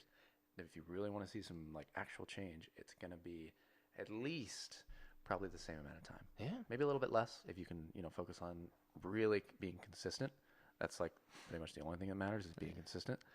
But it will take some time and it will take some hard work. It took me probably, I'm 30 now. I started when I was 21, like really trying to like change. Yeah. And then by like 23, 24, I was on. I was just like, I need to do this and this every day to make sure that like my body's operating at like a good capacity, so I can do what I want to do. Proof is in the pudding, man. For those people that are just listening, Joey's wearing this very, very tight tank top. It's almost like a onesie. I don't even know how you got it that tight, bro. It's actually just paint. I know, you just painted it on? Bro, I'm telling you, it's quite distracting, actually. Well, for those of you on video, you're probably being like, Steven's crazy right now. You're welcome. Yeah, right. But if you're just listening to this, Joey is wearing some South Beach getup. Boy, oh boy. I'm surprised I'm even wearing a shirt in general. I know. It's just, I'm telling you, like I told you, this is their ayahuasca trip. Like I said, by 2 o'clock this afternoon, this place is going to be roasted and toasted. Okay? Man, I can't even tell you how cool it is that I see your vision, that I hope that I can see your vision. And I think that you are such a positive person. And I think if anyone's listening to this and they're giving their 40 minutes, they're giving their 30 minutes, they're just giving whatever time they can, they even get across at this portion of the message. I say this. I say that you have such a positive outlook on life, okay, that it's infected my mind and how I want to help get this off the ground and how I want to kind of get this going for us too. And even if it's just entertaining. Yeah, exactly. And that's entertaining, what right? it should be at first. It's just entertainment. Like if you're watching this or listening and you're actually enjoying what we're saying, perfect. That's what we want. Yeah. We're not here to sell you anything. We're not here to like. We're not here to sell you anything. Okay, I will put these magic beans away then. I was told that these were. I have a multi-level marketing program that I could talk to you about if you're interested. If one person sells to two other, then those two sell to two other. And then now you're the regional vice president. I know. And then I'll be assistant to the regional vice president. This is just genius, man. This is just genius. I'm ashamed to say that I have fallen for at least one in my life. What was it? You got to tell us. Did you ever hear of Vima? No. It was the energy drink company. Zima? Vima. Vima, no. Close. Vima. I have definitely not heard of Vima. It was an energy still drink. Around, by the way? I don't know. I feel like they got shut down. We don't give no free plugs here. It's kind of like Herbalife. Like I'm pretty sure they got shut down in a lot of places, and now they're like in other countries. Okay. Their laws aren't like as like strict. All right. Like, I heard Herbalife is like huge in like South America. Oh. And people are just falling for it left and right. I've seen like a Vice episode on Herbalife. Exactly. Yeah, and people are just kind of going broke because they buy so much product. And they can't sell it. Hey guys, welcome. And we're back. Steven and Joey live. Coming to you from Central San Diego. Right. Keeping your drive home on the 5 alive and right. Hoping you guys get home safely. Watch out, there's a 6-car pileup in lane 3. Look out for those potholes. Oh. They'll get you. Wish the mayor, honka, honka, honka. We'll just fix those things. Oh, gosh. Now, bro, obviously we work in the ED, okay? Yeah. We're going to talk about medical stories, obviously, because I think that's a huge thing about our whole daily basis. But, man, I think I've been in the ED for such a long time. We got some stories to share. How long have you worked in the ER? I worked in D.C. for 2 years, and then I worked in here for 5, so 7 overall. But I was licensed in 2012. What year is it now? 8 years. So yeah, I've been in ED for a long time. Nice. Yeah, dude. Can I just say, like, when I was going through school, you had your practicum or you had your, like, kind of thing at the end where they were like, oh, which department do you want to get placed in? Yeah. And at my school, they were like, oh, we don't think you're, everyone signs up for the ED because everyone wants to, I want to be ED. Because it's exciting. You learn the most. You see the most. Yeah. But then they were like, Steven, we just think you need some help just in general on, like, regular stuff. So they sent me to a regular floor unit. Nothing wrong with that because that's where I learned how to cut my teeth and do all that stuff. Usually where you have to start. Oh, dude. And, like, it couldn't have been a better place because that's where I ended up getting a job on the same floor that I was like, doing the thing on, and so I had a running start already. It was perfect, and I think there's a lot of stuff. I know you're talking about going to nursing schools and stuff like that, and ideally you're going to do your practicums and stuff like that, or your clinical days inside real hospitals. And it's just so funny because like there's a few things that you'll never forget. You'll never forget your first patient that you ever have to kind of take care of and write a care plan on. Yeah. I still remember that individual today. I hope he's not there anymore. I hope he's not there. He was just like a long social work case that he's probably dead. Well, gosh, I mean, honestly, it was such a poor quality of life, but you never forgot about it because your care plans when you're a young nurse, you're so idealistic. My care plans are the situation, patient, comatose, whatever situation, recommendation is have him get out of here, go to a loving family, have a billionaire benefactor take care of him and then have him move back into his house where it's all ADA approved and everything like that. Yeah, that's not going to be the situation, right? No, because never. I think even You'll see him again in like a week. No, because when I left my DC hospital years later, like unfortunately, that guy was still there, and so he went through my whole nursing school career, my whole career in DC, and he was still in that room, and they left him in that room, and it was just like such a social work case, and I was like, if he's still alive, he's still very, very much a living human being. Why hasn't anything progressed, right? Yeah. And obviously, he just mentally was not there. Yeah. You know what I mean? So it's like you can't make decisions for yourself. God, it's like I said, I God forbid he's still there. I hope that he has found that billionaire benefactor and they have moved him into that ADA approved house. I need to find a rich older white lady. Why? You and I will go roll she doesn't through. Have to be white. She can be any. You just want to find an older. I think that's your type, though. But I mean, honestly, it doesn't even matter. No, that is totally your type. I love 80-year-old women. No, 75-year-old. 75. Yeah. Okay. Good. Older. That's what I was thinking. Why was he saying 80?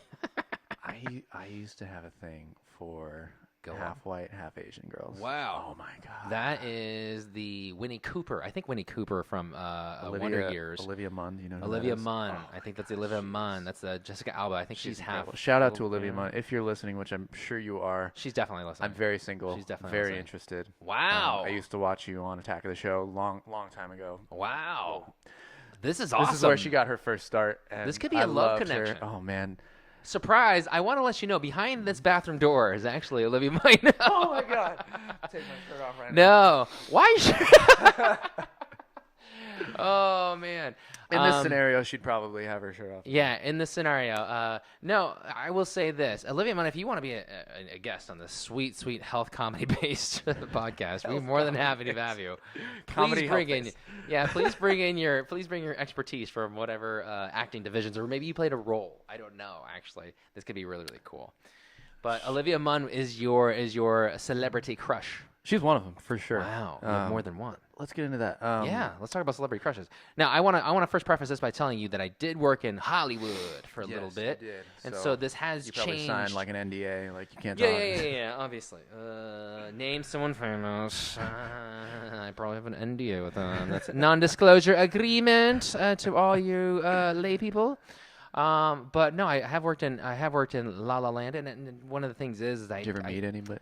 I've met a few people. I've met a fair share of people. The only one person that I will ever say that I was ever celebrity struck by in the world where I was like, oh my god, that's them. Kate Beckinsale. No. It actually is never a Hollywood actor or an actress. So what it is that I met Dennis Rodman, I was in the same elevator as Dennis Rodman, and this is from his 1994. Obviously, you see if you have seen The Last Dance about going over the Chicago Bulls. I haven't yet, but it's on my list. Dude, it reminded me. I was enthralled by it. I remembered having my dad watch it with me, and I remembered feeling like instantly like a 14-year-old kid again, being in love with Dennis Rodman, and how he just said, "F it to the standard rules of society. I'm going to dye my hair green. I'm going to go against the grain," and that's exactly what he did. And when I saw him in this elevator many years later, if not 10 years later, 12 years later, I was so starstruck. I didn't even say anything. I wish I would have. And if I could go back any moment in time, I wish I would have stuck out my hand and said, "Mr. Rodman, very nice to meet you. Oh my gosh, you don't even understand what you did for me as a kid. Like how you gave me an opportunity to stand up for myself in some things, right? Because you were so confident and you were just so brash. You didn't care about what society thought about you." I wish I would have said something poetic and crazy cool like that. You know what I did? I said, "One, please. First floor, please." I love your hair. I know. He was wearing his whole getup. He had a big leather jacket on. He had a puffy Jester's hat on, and I was like, "This could be." Sunglasses he had his sunglasses. He had the sunglasses on, and then he had in fact one of those Ed Hardy trucker hats on because that was big during the time. But he had a leather jacket on. Okay. And then I said I should have said anything. I should have said anything because he had one of these nose things. It was I think it was attached to his like ears. The bowl. Oh, yeah, really? Like that. It had this whole he had this whole thing. That is gangster. And I should have said something like, "Mr. Rob," I said, first floor, please. And that's how I approach most of my things, most of my interaction with women. If it's someone that I like, I'm like, "Hey, how's it going? Hi. Oh yeah. Hi there." If it's something I don't like, I can talk to you all day. Joey, I do not like you. I can just talk to you all day. I have zero physical interest in you. Dude, you're pretty fucking cute, but I'm also very straight. You like Olivia Munn. A lot of people think I'm not straight. Who? Well, now mind you, if any individual, it doesn't matter, obviously.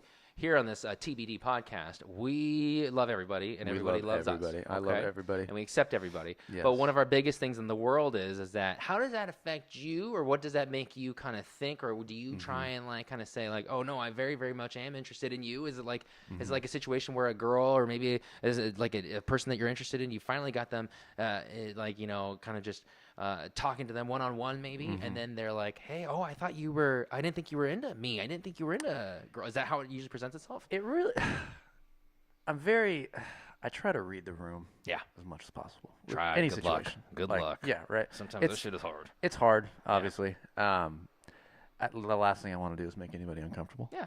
And I kind of take that approach to a lot of things. Sure. Especially with women. Obviously, it's terrible what women have to go through with guys that aren't like that. Oh my gosh.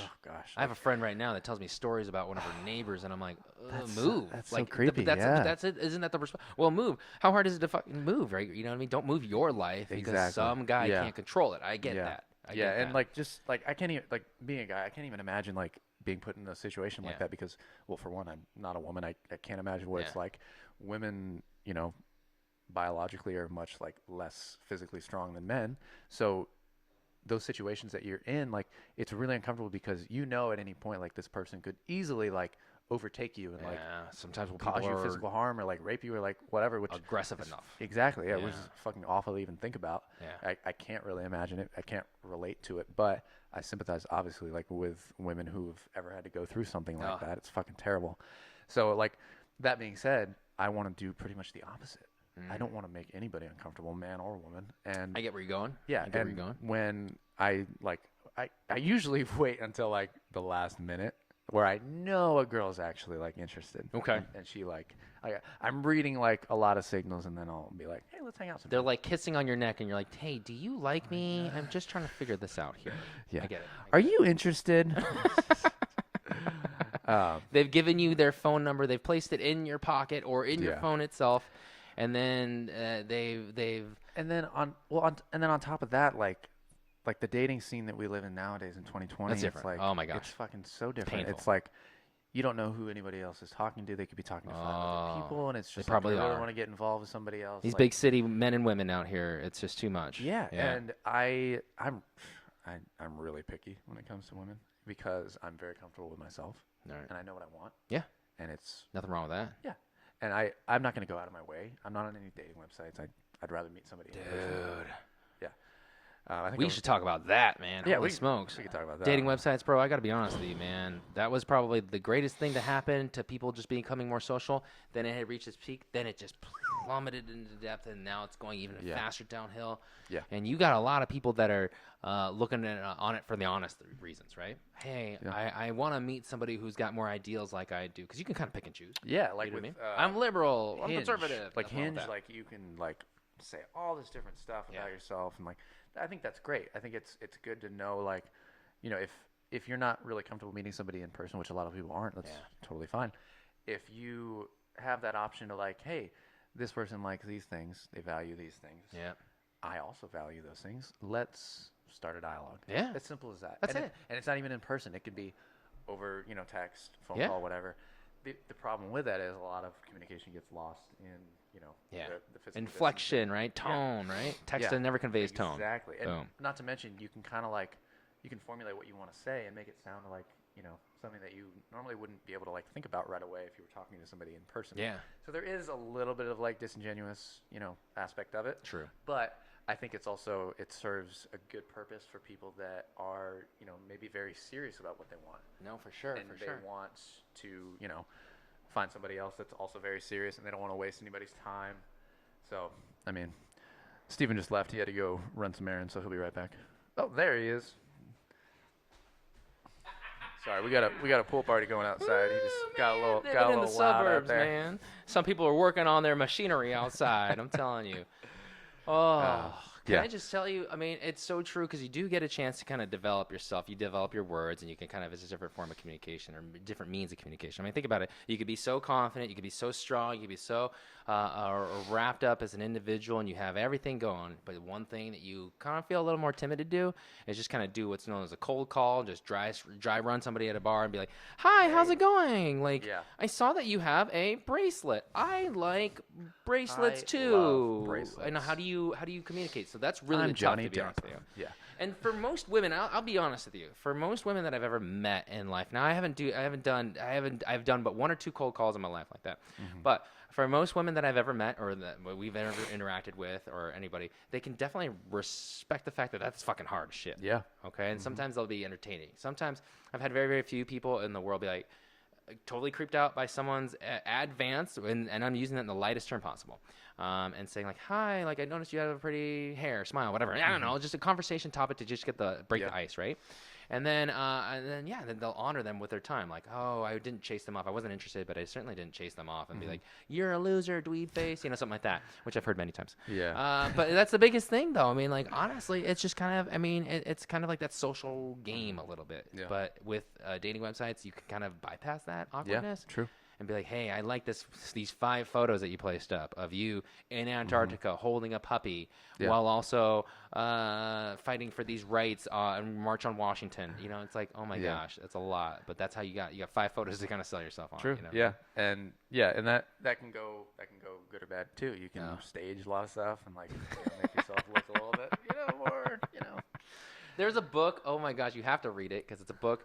Now I will tell you, it is by an author that he's a comedian that it was came up on some real kind of uniquely odd, well, like this sexual harassment stuff. To be honest with you, and please, this is before I read the book, and I'm not defending or I'm not promoting anything that this individual has done. But the book is called Modern Romance, okay, and it's by a comedian. You can look it up. And I'm not going to say his name or anything like that. No one gets free press around here. Yeah. But one of the biggest things is that with that, it's just so funny because it teaches you about love and dating on the internet and like how it's kind of changed. Now, whether it's contemporary and 10 years from now, that book probably won't stand because dating is going to be totally different. You're just going to literally just put up a signal in the air, flashing a little green light on your phone if you're good to go, or you're going to put a red light saying like I'm taken or something. I don't know what it is, but it's a great book. It's hilarious. It's super funny. I enjoy it every single time I read it. So, definitely find it. Did you ever read The Game? No. Oh, is it by? It's by Neil Strauss. It's like it's how to literally game how to pick up women. Yeah. I think it's. Gosh. It didn't really. I never read it. I've heard a lot about it, by the way, and some of my bros that I'm friends with swore by it. Right? You know some what I mean? People it's how that. Do you ever do that show, The Pickup Artist? Yes, I have. It's. Can I just say, you build the house on, the foundation once you put your house on is however long it lasts, right? Exactly. So if you build it on all these cheesy lines and these corny things, right? Peacocking, as they call it. Yeah. Oh, look at my fancy car. Yeah. Look at my. Look at all my bracelets. Yeah, my hat. I know. Look at all my bracelets. I'm Johnny Depp. Look at all my sweet clothes, right? That's great because your relationship is going to be built on that. Right, because the person that you're going to attract, the type of fish or the type of bait, and I'm not calling women or any other. You could be hunting for men too. You can be hunting for any other other partner out there. Whatever your preference is, great. Whatever your preference, whoever you're hunting out, or whoever you're seeking, right? Mm-hmm. If they're attached to that, they're going to be attached to that, and that's going to be the base of your relationship. Yeah, good or bad. So maybe that is what you really, really value. Flashy that's what you're looking for. Porsche, Ferrari. Yeah. Everybody's different, and everybody's going to find somebody that suits them. Yeah, and whatever you're into. Whoever you end up with is going to see that and like it. Yeah. So fucking be yourself. God, I hope someone likes Dungeons and Dragons. Oh, God, I hope so. I really hope somebody likes BDSM. You're done. I'm Dungeons and Dragons. You're BDSM. I wanted it LARPing, live action roleplay. I hope someone likes LARPing. Did you ever see that movie Role Model? Yeah. That's where it's coming from. So funny. About to run a train on these nuggets. No. Oh, God. Oh man! Now wait, let me ask you: do you have a horror story? Like, you've never done online dating, or you have done? I did. I was on Bumble for like a month. Okay. I matched with this lady that was 7 foot tall, a mother of 4. Oh wow! Yeah. Wow. Okay. Recently divorced. Wow. I found out very early on that she was a mother of 4. She brought her 4 kids on the date. No, we actually never went on a date. Oh, okay. We talked for you just went over to her house and she cooked you chicken nuggets and Tostino's pizzas. You know the Dino nuggets. Dino bites. Yeah, dude, the best. Dude, she's no, like, we actually we talked for like 3 or 4 days on the dating app, only for like I don't know, a couple hours at a time, like each day, like just, making small talk. And then she mentioned that she had 4 kids, and I'm just like, wow. Wow. Now, may I ask, what was her age? Was she a little bit longer in the tooth? Well. Like we were talking about earlier, like 75 and above. Yeah. She was on the dating a grandma. On the dating app, I put the age range that I was looking for was 18 to 74. Yeah, 74. 74. Yeah. She was 73. Dang, made the cut. Like, okay, obviously she's experienced. Obviously she knows what she's doing. She knows what she wants. She's seen the war. But she's also recently divorced. She lived through two wars. Yeah. Very impressive. No, I'm kidding. She was probably. Baby, what was the Great Depression like? Yeah. Talk to me about that. Well, sweetie. I know. She was 34. I think 35 was the max age that I put. Wow. But I was kids at 35. I'm jealous. I was on the app. Probably. I was 27. Dang. I'm 30 now. Okay. I only got on it for like a month, and I'm just like, I feel like a month is a good feeler to see what's kind of out there and how attractive you are. Judge yourself on how many people respond back to you. That's what I say. Yeah. If you're going also, I just didn't have kidding. great. I didn't have great pictures on there. Okay. I had like one decent looking picture. Name me one photo that you can remember that you were putting up there. Now, Definitely I was in a hat. Okay. Were you in, you were in overalls, like with straw hanging out your mouth, like with a pickaxe and stuff like that? Sell it. Sell it. Wearing? One of them was a clown costume. Just with the big nose really brought out like the rest of my facial features. Did the bottom inscription say "at work"? Yeah. And then so she knew what was Clown going. available for hire. I know. Yeah. I do birthday parties and funerals. Is what you said. Yeah. No, the pictures were obviously not the greatest thing. But, no, but I mean, honestly, but what I mean, did your description say anything good? I mean, obviously, she was. It sounds like she was. That's the thing. Like, I didn't know what I was looking for at the time either. Yeah. Like, I didn't know what I wanted. I just listed like some of my hobbies and like what I was kind of looking for, I guess. Dude, she was into the same things, I assume. But also, probably when I was 27, I just wanted to like have fun. Yeah. Yeah. Well, I was going to say something else. Looks like she had some fun before too. So she looked great in her photos. I'm sure she was no doubt. very attractive. But like a mother of four, she means business. Yeah. She's looking for a dadsies. Yes. I think. Well, sorry, and I shouldn't say that. Maybe she's already had a bunch of those situations, and I don't know her situation. I'm not judging her. I guess the only thing in the world is I'm judging you. Because holy smokes, I know you, and I say I don't necessarily know at 27 if you were going to be ripe enough to take on that helm of a father of four, or even a stepdad of four, or even hence the very short timeline of when we talked. 4 days. Gotcha. 4 days. Yeah. Gotcha.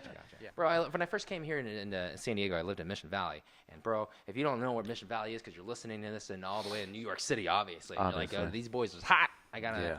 It goes Power 106. It goes Joe Rogan's, and it goes. We still gotta find a name. and it goes podcast to name to be determined. TBD. So one of the biggest things in the world is that if you're listening to this, what was my point? Shoot, I forgot what my point was. Damn. That's okay.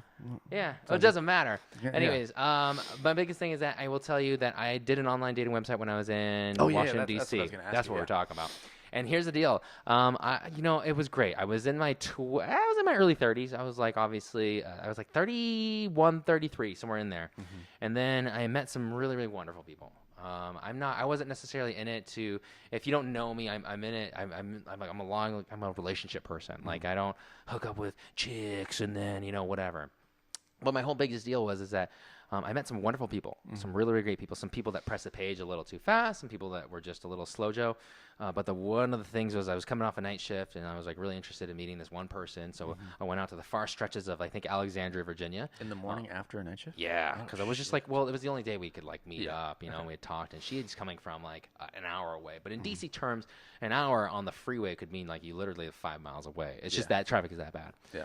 And so I remember waiting there, and let's say we were going to say, let's meet up for coffee at 9 a.m., right? Something make it up, right? So at 9 a.m., I walk a mile outside. Like I get off the metro, and I walk a mile. I'm so tired. I'm just drudging. And I clean myself up. Don't worry. Yeah. And then I show up, and then she's like, I'm running late. And I'm like, all right, cool. I get it. Don't worry, girl. Good start. And yeah, I was like, but you're obviously very like forgiving because you're just like, date. I'm so interested in seeing this person. You know what I mean? I've talked to you online for weeks, months, whatever. I don't think it was months. And then so when I finally met them, oh my gosh, they couldn't have been a bigger dud. Not you, yeah. No, because it was just like when you realize that all your game is on the keyboard. That's great. And then can you transition it to is the same that comes out of your mouth when you actually talk to somebody as it is when you're typing? Exactly. That's even better, right? Or even worse when it's not. I mean, it's even worse when it's not. Yeah. And there's nothing wrong with her. She's a lovely individual. I wish her well. Maybe she's found that lucky person already, and I want them to obviously have the best. But I could not have been I was just sitting there, and I was already tired. And, it could have been me being more tired, but I remember pushing that conversation a lot. Mm-hmm. And I was like, oh, my gosh, this is painful. Yeah. And that was, like, probably the worst situation. Mm-hmm. And I was like, okay, after this, I do want to just meet somebody, like, straight up. Because you'll know right away. Like, there's something to be said, like, it's not love at first sight. First impressions. But first impression, right? Like, hey, I like they're wearing a Fall Out Boy t-shirt. I like Fall Out Boy. Boy, this is going to be an easy conversation. What's your favorite song? Right? And something easy like that. So, I mean, that's how it was, And, yeah, you were wearing a Golden Girls shirt with Estelle, or Estelle Getty, like her face, Sophia Petrillo, with the big old heart around it. And I was like, oh, my God, Joey, I love Golden Girls, too. And that's what made ourselves bond like crazy. Yeah. And you were like, dude, Golden Girls, and I think this is your first line that you ever told me, like, Golden Girls is my favorite. It's my life. It's my life. GG. GG4L. GG, 4L. And I was like, oh, my God, I finally found my soulmate. I feel like I found somebody that I can really, really bond with here. Just watch Lifetime Network just day in and day out. Just have it on constant repeat. Oh my gosh. Shag carpet. No. All right, now wait. Let me tell you. Let me ask you a question then. Have you ever been? You're in a bar, okay, and you see somebody interesting. Well, maybe they're surrounded by a gaggle of other people too. How do you break the ice like in that whole kind of situation? Let me tell you. Now we're not talking about separating them. We're not prey. We're not pack hunting. This isn't hunting. We're just saying like, how do you talk to somebody? It's so intimidating. Like, right, when they have maybe like 3 friends and maybe there's 1 guy or 2 guys in that mix, right? Or maybe 2 girls in that mix, whoever you're after. How do you kind of look at that situation? How you're like, oh my gosh, like how do I even just talk to this individual? Maybe they're with one of these guys, or maybe they're with one of these girls. I don't know. Yeah. Like how do you even kind of go about it? I've never figured this out. You just go up to them and say, hey, do you have a boyfriend? Wow, just you'll go straight up and just ask. No, I've done that maybe once or twice. Obviously, alcohol was involved, and I was just feeling loosens everybody real up. Confident, little liquid courage. Bars are really tough because most people that are going to bars aren't going to like meet people for like long-term relationships. It's mostly probably true. Probably for hookups. Yeah, especially in San Diego. This is news to me. This is breaking news to me. Damn, I've been going about this all. I'm all about like stuff being like organic and natural. Yeah. Like because that's how you're gonna like develop something that actually people remember, people like appreciate. So for me, it's like I usually don't just like walk up to somebody because let's face it, I'm 5'10". Okay. 165 right now. Damn, that's shredded. Yeah. Stop bragging. You just give me your stats. You bat right-handed. Your fielding percentage is .365. My height limits me with a lot of girls. 5'10" does not limit you. Even though I like tall girls. I'm 5'9". That's why I say that. Don't like shorter guys. So you want volleyball player type girls where it's 6 feet plus? Is that what it is? It's okay if you do. I don't care. I mean, that's what you like. Yeah, like Misty May. Misty May. What's the other? Carrie Walsh. Carrie Walsh. Yeah. No, I love all girls. To be honest, like I'm not really picky. I don't really have a type. JE loves everybody. Okay. It's Hashtag mostly about like their vibe. Yeah, like, absolutely. If they match my vibe, sure, instantly I'm attracted to them. Oh, like, dude. Yeah. Confidence, like, right? Positivity, confidence. Just like you can tell, like they're just like they kind of like take up the room. Yeah. Just like very like. I love that. Approachable too, though. I love that. They're not like closed off. Like, because that's they don't give off that tough exterior, right? Yeah. Because honestly, you don't give off that tough exterior. Why would you want somebody? You got to find somebody that mirrors. If you were a tough, brutish, kind of schmoochy guy, I'd be like, yeah, this girl's perfect for you. Yeah. She's very intimidating. You know what I mean? Yeah, something like that. So like for me, like when I'm at a bar, if I'm trying to meet a girl, I'm not just gonna really walk up to her and say, "Hey, nice to meet you." Yeah. It's more. You gonna put it in your Tinder app and you see if she matches or she bings on it, right? Well, like she's down the road, yes. Yeah. If she's like playing pool or like doing some kind of game, I'm gonna work my way over there. Damn. And maybe say, "Hey, do you mind if I play next?" Okay. And then challenge her to a game, see how good she is competitively. Because if she's not a natural athlete, bye-bye. There's the door. Damn. I'm just kidding. I'm totally kidding. But like I want to like because playing like games and stuff like in competition, like it gives you a good idea of who people are. Yeah. So like if there are like games and stuff at a bar that I'm at, because I mean I don't really want to like just sit there and drink and like just do nothing. I'd rather like dance, karaoke. Like, damn, you were the life of the party at these bars. I love it. I mean, I just like being active. And, like, no, for sure. Stuff. Yeah, and I want somebody that's going to do the same. So if I'm at a bar, I'm going to go after a girl that's like doing the kind of the same thing. Yeah, absolutely. Like, it's like having fun, like me and like vibrant and like doing stuff. So if they're like playing like pool or like darts or whatever, I'm gonna go over there and also play pool or darts. That's awesome. And eventually strike up a conversation. Not that's like, awesome. Hey, do you have a boyfriend? But like, hey, your pool game sucks. Let's work on it. That's even better. Obviously, that's even better. Negging is not really something that I like enjoy doing. It just seems like disingenuous, and like I know it works for a lot of girls because they think they have to like prove themselves if you point out like something about their like either personality or what they're wearing that like not necessarily is like bad, but you're trying to like get a rise out of them. Sure. I just feel like that's kind of like if it's playful and funny, yes, absolutely. Yeah. But if it's like mean and like kind of like condescending, that's all part of this weird game that you got to do, this courtship game. You know what I mean? And it's tough. A bar is not a place that I really like. Try this next time. This is kind of a method, bro. Yes, please. All right. So you're gonna see you're gonna see a gaggle of people just at a bar, maybe hanging around a pool table or something like that. Okay. Right. Go up to the bartender and be like, "Hey, I want 5 Shirley Temples to that table over there," and be hardcore. But tell them they're what is it like? grenadine and just it's Dirty only Shirley's. Dirty Shirley's. Dirty Shirley's. Tell them they're Dirty Shirley's, but they're not. But they're They're not. Shirley Yeah, because I Temples. can't afford it. This Yeah. Be like, what? The bartender stiffed me. Damn, these bartenders. I'm Joey. I'm Joey, son of a bitch. He's Joey. And then when they look over and they go, who sent us these? Oh, it's that gentleman at the bar in the sweatpants. And then the now remember what I was saying, man. Okay, so after you sent them over those Dirty Shirleys or something like that. Now, mind you, this is the outfit. I want you to be very, very kind of. I know you're young in the game. You're not like me, the seasoned vet. Okay, about hanging out at dive bars. I'm a virgin. Got to come right with your boots. Okay, your boot game's got to be strong. Timberlands, sure, why not? Wow. So you're saying Timberlands, sweatpants. Sweatpants, gray sweatpants, yep. Light Mexican gray, soccer too. jersey. Mexican soccer jersey. Which straw. team are you talking about? Doesn't matter, because they got all those advertisements all over. True. Pal, it looks like NASCAR. Okay? Have you seen the Fly Emirates Yes. logo on a lot of them? My buddy's girlfriend thought that was an actual team. Oh, fly. No, because it should be a team, ideally, looks right? like it almost, yeah. Oh, you're... It's fucking right Home here, Depot, like- right? Whatever, I don't know. You'd think like that's a team name. Yeah. It's not. You're obviously, you're Home Depot. That's $1 billion contract that they have with that team. for Amen. advertising. I think the sweatpants is what's going to throw them off. You think the sweatpants is going to throw up? No. Because when you got the whole game going, right? I mean, these are nice sweatpants. It says juicy on the butt, right? Yeah. Okay. Now I'm on board. Yeah. Then they'll be like, Now I used to have a pair of those when I was in like junior high, and then you'll be like, well, they say fashion is very cyclical. That's like kind of my line. Fashion is very cyclical. So they're coming back. Yeah. She's like, wait, these are mine. I gave these away. Was that you that was rooting through my trash a few days ago, dumpster diving in my homeless bin stuff like I was gonna give away to the homeless?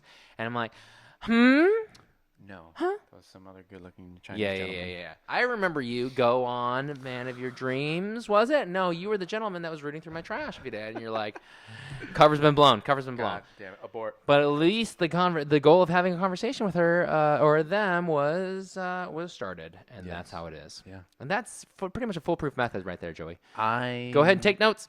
Yeah, I should have written that down. Did you have written it down? I see your whole sketch pad all completed right I now. got it. Yeah, Boom. my notes app on my phone. Full from that. If you're listening to this, this is Steven's. This is Steven's the foolproof B-roll method. footage. I know. We're gonna have two people act it out. actually. This is so sweet. Let's wrap it up a little bit. Yeah. We're gonna bring it on in here. Yeah, we'll. So what? I mean, obviously, this podcast is gonna be just fun, entertaining. Yeah. All we want is for you guys to just kind of come to a place where you can escape. Mailman just dropped off some mail. Yes, I love my mailman. Thank you, sir. Yeah. Be safe out there. Yep. A lot of coronavirus going around. Speaking of coronavirus, we're obviously going to talk about that a little bit. We are not epidemiologists or. We're also not blind to what the disease. society and culture is kind of going through. Yeah, we're not infectious disease experts. Not yet. Nor do we claim to be. Nope. But obviously working in a healthcare capacity, we have a little bit to say about it. Yep. So we'll talk a little bit about the coronavirus. More episodes to follow. We don't want to We'll tell you about the funny things that we saw during these times to kind of give some brevity to the whole situation. But I will tell you this much. make a little bit of light out of. There is some dark light place. in the chaos. There is some light, and there were like laughable moments. Once again, with all respect to life, there were some laughable moments in the whole situation because based out of that chaos, you're like, how frustrating. With frustration, like the perfect example is with my dad. How frustrating is it to take a road trip with my parents both? There's a lot of chaos. There's a lot of frustration. But if I look back on it even 10 years ago, we took a road trip to Hawaii, and I remember my parents got in this epic kind of battle in this rental car, in this Nissan Sentra rental car or whatever. It was a tiny, like, Volkswagen. It was just, we were all just sweating, and it was so uncomfortable. The luggage was all on top of us, and they got in this big old fight, and I remember, like, at the Ala Moana market, my mom was like, I'm out of here, and she left. And then even in that fucking chaos, like, we still make fun of her today for it, because it's just like, you didn't even know where you're going. You could have got lost. You look like an islander because you just fucking were dressed like one, and you have black hair, and you're Asian. You know what I mean? We could have lost you for good. Thank God it was an island. You couldn't go that far, and you don't know how to swim that good. You know what I mean? But even in that kind of chaotic situation, we still have a good laugh at it decades later. So hopefully that's the best thing. That's one of the greatest takeaways that will ever come from this thing. Yeah. So, yeah. And, like, we want it to be funny because, it makes everybody feel a little bit better about it. And Yeah. Amen. That's all I gotta say. Yeah. Name is still in the works. Yeah. If you have suggestions, You guys are on ground floor. Drop a comment below. Ground level. You guys are on the ground level with this thing. Holy smokes. Oh man, this was fun. Oh, dude. More episodes to come. Thank you guys very much. Holy smokes. I can't even imagine it. Thanks for staying with us that much. Yeah. Look forward to hearing this Joey's baritone and my soprano voice coming at you. Yeah. Yeah, guys. All right. See you guys. Adios.